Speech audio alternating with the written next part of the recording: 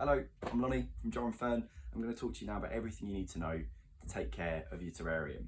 So you popped it together, it looks lovely, you've done all the arrangement, done all the hard work, made it look great, but obviously you want to keep it thriving for years to come. So you may have heard before you put your terrarium together that they're what we call self-watering. And essentially what this means is all of the moisture inside of the glass, all the moisture that's going to be in the plants, in the moss, in the compost, this is all going to rise up the sides of the glass and then this falls back down again. So what we have is a perpetually caring ecosystem inside of a jar. Now what's important when we make a terrarium is, obviously you may notice, we use a cork lid. Now this is porous, so this allows a bit of air to still get inside. The plants are going to need some air, so if you go ahead and make another terrarium, just make sure you don't do it in a jam jar or something like that, because that is a total seal. We don't want it to be a full seal, we still want the air to get in. But the good thing about cork is obviously it's still going to trap a lot of that moisture inside. That moisture is going to be recycled, and the charcoal that we put down inside is going to help cleanse that water to make sure that it doesn't go stagnant, okay? So just to give you an idea of terrarium care, you may have heard us talk about this man at one of our Jar and Fern workshops. It's David Latimer. He made this terrarium in 1960.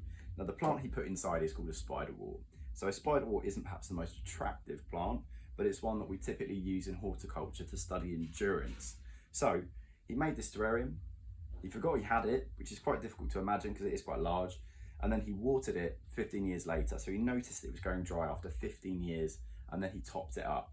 And this photo was taken in 2011. So over the course of over 50 years, he'd only watered his terrarium once. Now I don't want you to think you're getting off easy, because the plants that we use inside of a terrarium do require a little bit more care than one water every 50 years.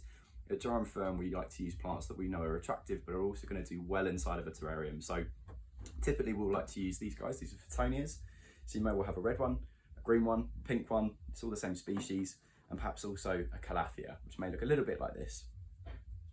Now, these plants are native to northern South America. So they grow in the rainforest, places like northern Brazil, Colombia, perhaps Peru. And what the terrarium does is it replicates their natural living habitat. And that's usually the sort of thing that we want to do when we have our house plants. So we're trying to replicate the natural habitat they live in, so they're like a nice humid environment. Terrariums are great for that. Lots of humidity in the air. And obviously by it being self-watering, that means there's going to be quite a lot of humidity inside of the jar. Now, when it comes to watering your terrarium, it's really important that you avoid any sort of routine, because if a terrarium doesn't need a water and you give it too much water, you could potentially drown the roots, which could lead to everything inside rotting. Sounds dramatic, but it's true, so make sure you don't overwater it. Now luckily, there's some signs that will tell you that a terrarium needs water. So if you keep an eye out on your terrarium, and you'll notice, perhaps after a day of making it, there's going to be some condensation forming on the inside of the glass. This is a good sign. It means that it's healthy, it means that it's hydrated. Now it's only really when this condensation disappears, when all that condensation is evaporated through the cork, which usually takes a while, but I don't really want to say any particular amount of time, because it's going to be dependent on the sort of temperature that you leave your terrarium in. And it's also seasonal. Terrariums typically want maybe a little bit more water in the summer, less in the winter. Sometimes you may not even have to water them in the winter, but I don't want to guarantee that in case you keep them somewhere particularly warm inside the house. So when you notice this condensation disappear, and you're also going to notice that the moss will go a paler shade of green if you put some moss in, and your compost is going to go a paler shade of brown. It's best to wait till these signs happen, because as I say, we don't want to overwater our terrarium, we want to err on the side of caution. So if you notice that happen, everything looks dehydrated, discoloration of compost, moss, and a lack of water droplets on the inside of the jar, that means it's beginning to dehydrate. So we're going to take the lid off, and let's say I've got this cork jar vessel here. So this is a fairly large terrarium, so I'm going to pop in 2 tablespoons of water, and then when I've done that, I'm going to close the lid. Now obviously it depends on the size of your terrarium. So if you've got a smaller one, like this little bottle one here, I might just pop in 1 spoonful, and perhaps a demijohn, maybe 3 or 4. So what I'm going to do after I've watered it, wait a couple of days. If I've noticed that it looks like it's hydrating again, so I can see a richer colour of the soil and the compost, the moss as well, sorry.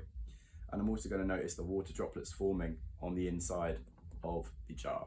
If I don't see that, then I'm going to repeat that process. But it's important that I do that incrementally, just to sort of err on the side of caution, making sure we're not going to water it. We're not going to go in with like a big old watering can or anything and fill it up.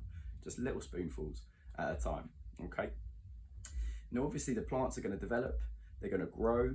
And you've heard the term, you've heard people say at workshops, I should say, that you don't really want the leaves of your plants to be touching the inside of the glass, okay? And that is because if they're making too much contact with excess moisture, this could lead to rot in the leaf. This could travel down the foliage into the root system of the plant and eventually could cause a fungal infection inside everything within the terrarium. So it is very important that you do keep an eye out for that as well. If you notice any leaves that are touching the side of the glass, if they start to go bad, they're going to go sort of brown and mushy.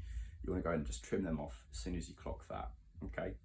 Typically in the winter, we're not going to see loads and loads of growth, so you shouldn't worry too much, but perhaps in the summer, when the plants begin to grow a little bit more, you may well clock that. So do just go in and trim them off. Light obviously is important, and once again, we're trying to replicate the light conditions that our plants inside would naturally live in. So we'll keep it out of direct sun. Reason being, these plants here, they grow underneath a canopy in the rainforest, meaning that they're never really getting any direct sunlight.